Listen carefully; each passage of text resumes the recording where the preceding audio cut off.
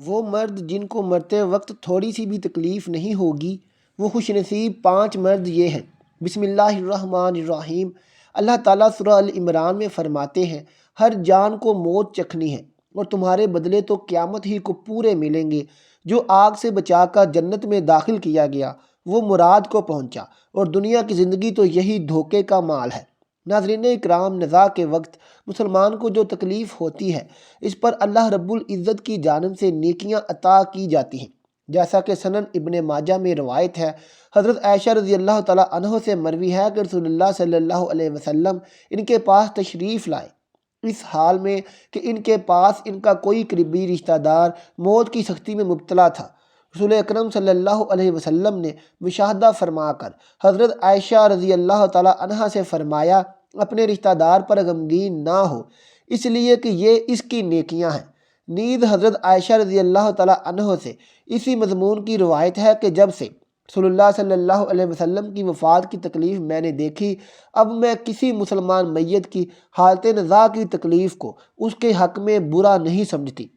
حضرت سیدنا عثمان غنی رضی اللہ تعالیٰ عنہ نے فرمایا تھا، دنیا میں 5 لوگ ایسے ہیں جن کو مرتے وقت تکلیف نہیں ہوگی، ان کی روح آسانی سے نکلے گی۔ حالت نزاع انسان کی آدھی روح اندر ہوتی ہے اور آدھی روح باہر ہوتی ہے، اور بندہ تکلیف میں ہوتا ہے۔ اس وقت انسان کو پیاس اتنی لگتی ہے کہ انسان یہ چاہتا ہے کہ سمندر کا پانی پی جاؤں، اور اگر بالفرض 7 سمندر کا پانی وہ پی بھی جائے پھر بھی اس کی پیاس کبھی ختم نہیں ہوگی۔ روح نکلتے وقت انسان کو جو تکلیف ہو رہی ہوتی ہے وہ ناقابل بیان ہے۔ حضرت سیدنا عثمان غنی رضی اللہ تعالیٰ عنہ نے فرمایا، یہ 5 لوگ ایسے ہیں کہ انہیں مرتے وقت ذرا بھی تکلیف نہ ہوگی، یعنی موت آسان ہوگی اور بغیر تکلیف کے ہوگی۔ پوچھا گیا کہ جناب وہ کون سے 5 لوگ ہیں جنہیں موت کی سختی میں بھی نرمی اثر ہوگی؟ تو فرمانے لگے کہ سب سے پہلا شخص وہ جو اپنے ماں باپ کی موت کے بعد،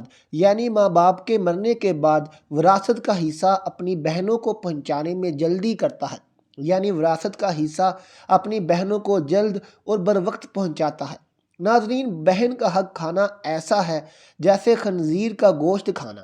دوسرا وہ شخص جس کی روح مرتے وقت بڑی ہی آسانی سے نکلے گی، فرمایا کثرت سے صدقہ کرنے والا شخص، یعنی ایسا شخص جو اللہ اور رسول اللہ صلی اللہ علیہ وسلم کی رضا کے لیے اپنے مال دولت میں سے یوں صدقہ کرتا ہے کہ جب وہ اپنے ایک ہاتھ سے کسی کو دیتا ہے تو دوسرے ہاتھ کو پتہ بھی نہ چلے۔ یعنی دوسرا انسان وہ ہے جو کثرت سے صدقہ کرے گا تو اس کی موت کے وقت اس کی روح آسانی سے نکلے گی اور جان کنی کا عمل اس کے لیے تکلیف دہ نہیں ہوگا۔ نمبر 3، ایسا انسان جو اپنی فیملی سے اچھا سلوک کرنے والا ہے، یعنی اپنے ماں باپ، بیوی بچوں اور بہن بھائیوں سے نرم دلی کا رویہ رکھنے والا ہے، اپنے بیوی بچوں سے پیار کرنے والا ہے اور حلال کا لقمہ کما کر اپنی بیوی بچوں کی کفالت کرنے والا ہے۔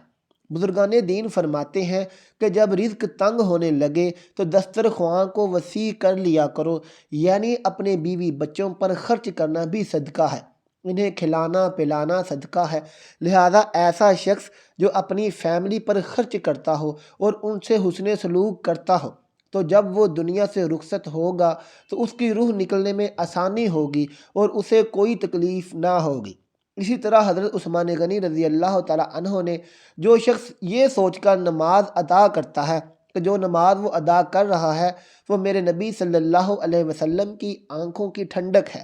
نماز دین کا ستون ہے، نماز مومن کی معراج ہے، اسلام و کفر میں تفریق ہے، تو 5 وقت کا نمازی موت کے وقت کسی قسم کی سختی میں مبتلا نہ ہوگا۔ پھر فرمایا 5واں وہ شخص ہے جو قرآن کی تلاوت کر رہا ہو، یعنی خود بھی قرآن پڑھتا ہو اور دوسروں کو بھی قرآن سکھاتا ہو۔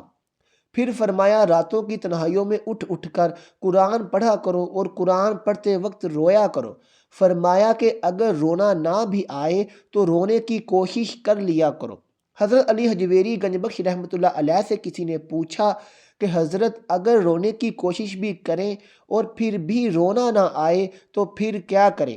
تو فرمایا کہ پھر اپنے مقدر پہ رویا کرو، کیا تم اتنے سنگ دل ہو گئے ہو کہ تمہاری آنکھیں آنسو نہیں بہاتی؟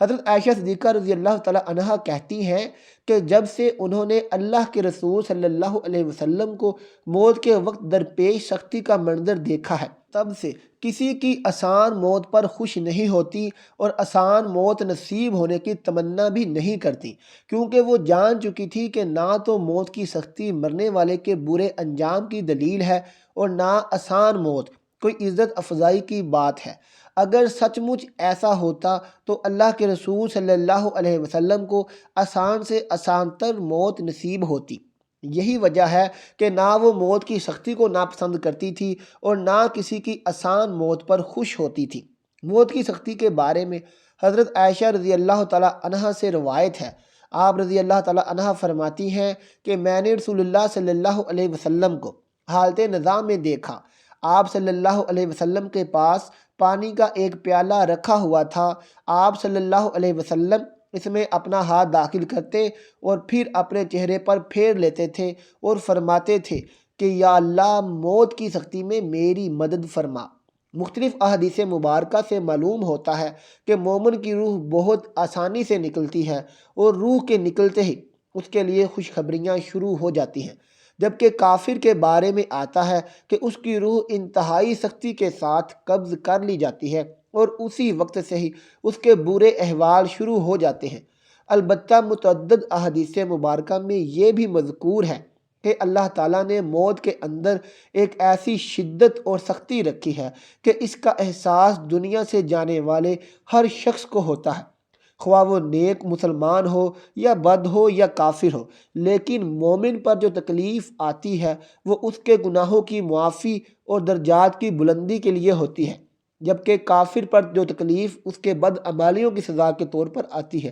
چنانچہ ایک حدیث میں آتا ہے کہ مومن گناہ کرتا ہے، اس وجہ سے اس پر موت کے وقت سختی کی جاتی ہے تاکہ اس کے گناہوں کا کفارہ ہو، اور کافر بھی نیکی کے کام کرتا ہے تو اس پر اس کی موت کے وقت کچھ آسانی کر دی جاتی ہے تاکہ اس کے ان اچھے کاموں کا بدلہ ہو۔ اس حدیث سے یہ بات معلوم ہوتی ہے کہ ہر شخص کی موت اس کے دنیا میں کیے گئے اچھے اور برے اعمال کے مطابق ہوتی ہے۔ تاہم حضرات علماء کرام اور محدثین رحمۃ اللہ علیہ نے یہ لکھا ہے کہ مومن کو جو بھی تکلیف ہوتی ہے، خواہ وہ تکلیف اس کے گناہوں کی بخشش کے لیے ہو یا اس کے درجات کی بلندی کے لیے ہو، وہ حالت نزا عین روح نکلنے کے وقت سے پہلے ہوتی ہے، اور جب اس کی روح نکل رہی ہوتی ہے تو اس وقت اللہ تعالیٰ اس کی تمام تکالیف کو دور فرما کر سہولت اور آسانی سے روح قبض کر لیتے ہیں اور آنے والے مراحل میں بھی آسانی فرما دیتے ہیں۔ واللہ عالم، اللہ پاک بہتر جانتے ہیں۔ اللہ پاک سے دعا ہے کہ ہم سب مسلمانوں کی موت کے وقت کی سختیوں کو دور فرما کر ہمارا خاتمہ ایمان پر نصیب فرمائے، آمین ثم آمین۔ ناظرین، آخر میں کمنٹ باکس میں ایک بار اللہ ضرور لکھ دیں۔ ملتے ہیں اپنی اگلی ویڈیو کے ساتھ، تب تک اپنا اور اپنے پیاروں کا بہت خیال رکھیے گا۔ اللہ حافظ۔